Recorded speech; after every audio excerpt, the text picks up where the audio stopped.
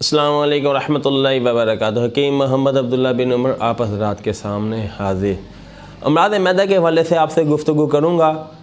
आज की वीडियो में मेरे उन भाइयों के मसाइल शामिल हैं जो बेचारे अमराद मैदा की वजह से परेशान हैं।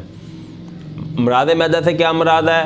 अमराद मैदा से मुराद तबखीर मैदा, मैदे की जलन, खाना खाने के बाद खाने का हज़म ना होना, खाना खाने के बाद खट्टी डकारों का आना, कब्ज़ का रह जाना और खाना खाने के बाद मतली किसी कैफियत का बन जाना। इन जैसे दिगर मसाइल जो मैदे के हवाले से आजकल चल रहे हैं, आज का नुस्खा इंशाअल्लाह ताला इन तमाम मसाइल का इहाता करेगा। इंशाअल्लाह ताला अल्लाह के फ़ज़ल से अल्लाह आपको शिफ़ा अता फ़रमाएंगे। नुस्खे के साथ मैं कुछ परहेज़ भी बताऊंगा और कुछ आपको इलाज बिल ग़िज़ा पे भी रोशनी डालूंगा और एक देसी नुस्खा भी बताऊंगा जिससे आप मुतवातर इस्तेमाल करें। इंशाअल्लाह ताला अल्लाह आपको शिफा देंगे। अब वीडियो को आगे चलाता हूं, उससे पहले गुजारिश करूंगा कि आप मेरे चैनल को सब्सक्राइब कर दें और बेल आइकन को भी क्लिक कर दें, इसलिए कि हमारी तमाम वीडियोज़ आपको मिलती रहें। जी वापस आते हैं अपने टॉपिक की तरफ। अमराद मैदा का ताल्लुक़ किस से है? हमारी खुराक से है। अगर हमारी खुराक मुतवाज़न है, हमारा मैदा ठीक है। अगर हमारी ग़िज़ा मुतवाज़न ग़िज़ा से हट रही है, हमारी ग़िज़ा हिफ़्ज़ान सेहत के असूलों के मुताबिक नहीं है, तो हमारा मैदा डिस्टर्ब हो जाएगा। अगर हमारी ग़िज़ा देसी ग़िज़ा है, घरेलू तैयार की हुई ग़िज़ा है, तो हमारा मैदा ठीक रहेगा। अगर हम आर्टिफिशियल फूड यूज़ कर रहे हैं या हम प्रोसेस फूड्स का हम इस्तेमाल कर रहे हैं, बाज़ारी खाने खा रहे हैं, तो हमारा मैदा डिस्टर्ब हो जाएगा। इस बात का ख़ास ख्याल रखिएगा।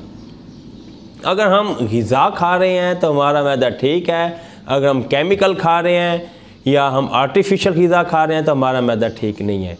ये मैंने कॉमन सेंस का आपको फार्मूला बता दिया। हम अपने ग़िज़ा पे नज़र सानी करें। हम आटा बाज़ारी यूज़ करते हैं जो सारा नीरा का मैदा होता है, उससे हम ग्रेज़ करें। हम गंदम का अब गंदम का मौसम आए, आप अपनी गंदम ख़रीद कर रख लें पूरे साल की, वो आप ये सबसे अच्छा तरीका है। खालिस गंदम खाएं, क्योंकि रोटी तो हमने 3 टाइम खानी है। आटा हमारा खालिस होना चाहिए। बाज़ारी आटे से जान छुड़ाएं। कुकिंग ऑयल ये हमारे लिए बहुत नुकसानदेह हैं। सरसों के तेल में आप अपना खाना पकाएं या देसी घी में खाएं। देसी घी जिसमें नहीं जमता, ये बहुत ताकत वाली चीज़ है, मैदे के लिए ठीक है और पूरे जिस्म के लिए ये ठीक है। इसके ऊपर मेरी अलग से वीडियो मैं बनी होगी, मैं शेयर करूँगा या डिस्क्रिप्शन में इसका लिंक डाल दूँगा या यूट्यूब पे आप सर्च कर सकते हैं। बहरहाल नहीं तो इसका मैं आपको आसान तरीका बताता हूँ। आप अब सरसों का मौसम आए, आप अपना सरसों ख़रीद कर करीबी कोल्हू पे जाकर आप अपना तेल निकलवा लें, वो आप इस्तेमाल करें। इससे आपके दिल की जो शरियानें हैं ये भी हमेशा के लिए महफूज रहेंगी और आपका मैदे के तमाम अमराज भी हल हो जाएंगे। उसके बाद बाज़ारी सुर्ख मिर्च से जान छुड़ाएं, सारा तेज़ाब है उसमें।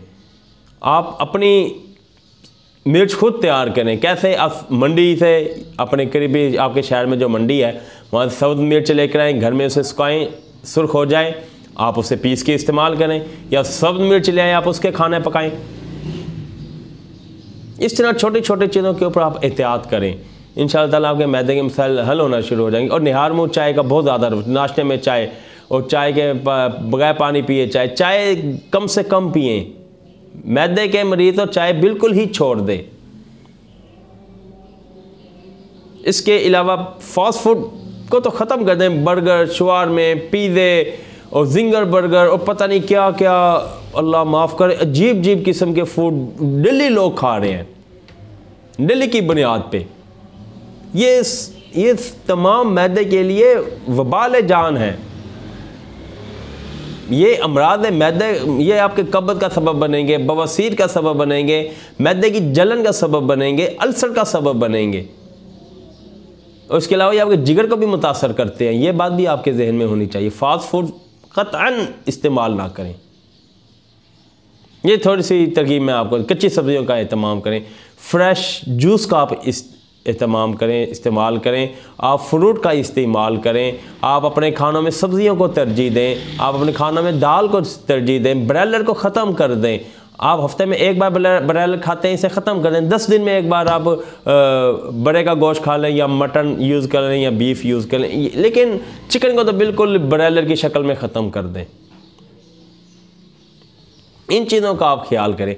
बहरहाल जो लोग अब अमराद मैदा का शिकार हो चुके हैं उनके लिए मैं एक नुस्खा पेश खिदमत करता हूँ, उसे आप इस्तेमाल करें। इंशाअल्लाह ताला आपके मैदे के जितने मसाइल हैं वो अल्लाह के फ़ज़ल से हल होना शुरू हो जाएंगे और आप एक खुशबहार ज़िंदगी गुजारेंगे। आपने लेना है, एक तोला लेना है सत पुदीना और एक तोला लेना है सत अजवाइन। इन दोनों को एक बोतल में डालकर रख लेना है, ये लिक्विड बन जाएगा। 1 दिन 2 दिन पड़ा रहिए। उसके बाद आपने 1 पाव लेनी है अजवाइन देसी और 1 पाव ही लेना है सौंफ। 150 ग्राम लेना है धनिया। 50 ग्राम लेना है काला नमक। इसके अंदर आपने वो जो मैंने आपको सत पुदीना और वो सत अजवाइन बताया वो लिक्विड बन चुका होगा, वो आपने तमाम इसके अंदर मिक्स कर देना। अच्छी तरह मिक्स कर देने के बाद 1/4 चम्मच सिर्फ पानी के साथ आपने सुबह और शाम 2 टाइम इस्तेमाल करना है। इंशाअल्लाह ताला इसके कुछ ही दिनों के इस्तेमाल से आपके मैदे के तमाम मसाइल हल होना शुरू हो जाएंगे। आपका मैदा ठीक हो जाए, उसके बाद उसी तरह आप अपने फूड प्लान करें जैसा कि मैंने आपको बताया। उसके अलावा कोई और प्रॉब्लम हो आप मुझसे व्हाट्सएप पे रब्ता कर सकते हैं। मोबाइल नंबर मेरे डिस्क्रिप्शन में भी मौजूद होता है, स्क्रीन पे भी मौजूद है। आप जब चाहें मुझसे रब्ता करें, मैं आपको गाइड करूँगा। कोई अल्लाह ना करे आपको मसला है, आप मुझसे रब्ता करें, मैं आपको उसका रिस्पॉन्स दूँगा। ठीक है, आप मुझे कमेंट में बात कर सकते हैं, उसमें आपके टॉपिक के ऊपर पूरी वीडियो बनाकर आपसे मैं शेयर करूँगा। ठीक, अगली वीडियो तक के लिए इजाज़त दें। वीडियो के आखिर में मैं अपने दुआ खाने के एक प्रोडक्ट का तारुफ करवाना चाहूँगा, वो है छोटी और बड़ी मक्खी का शहद। पूरे पाकिस्तान में कैश ऑन डिलीवरी की सहूलत के साथ शहद रवाना किया जाता है। आप भी चाहें तो हमसे शहद मंगवा सकते हैं। 0300636502 कॉल, व्हाट्सएप, मैसेज, जिस तरह चाहें आप रब्ता कर सकते हैं। अब अगली वीडियो तक इजाज़त दें। अल्लाह हाफिज़।